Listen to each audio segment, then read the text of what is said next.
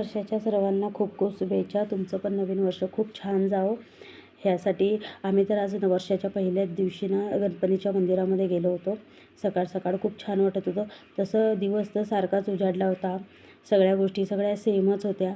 पण वेगळंच काहीतरी फील होत होतं की एक नवीन वर्ष आहे, नवीन दिवस आहे असं. त्यासाठी सकाळीच आम्ही सुरुवात केली होती की देवदर्शनापासून सकाळी गणपतीच्या मंदिरामध्ये गेलो होतो.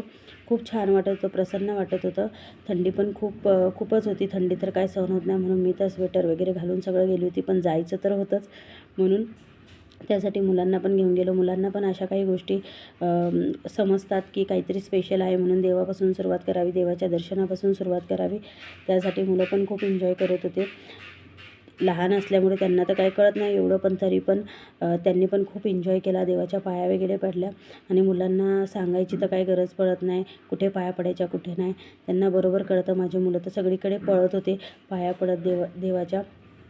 आणि त्याच्यानंतर गेलो स्वामींच्या मठामध्ये. स्वामींच्या मठात आल्यानंतर एक वेगळंच प्रसन्नता वाटते, एक वेगळंच फील होतं आणि त्यांच्याकडे बघत राहावंसं वाटतं थांबूनसण.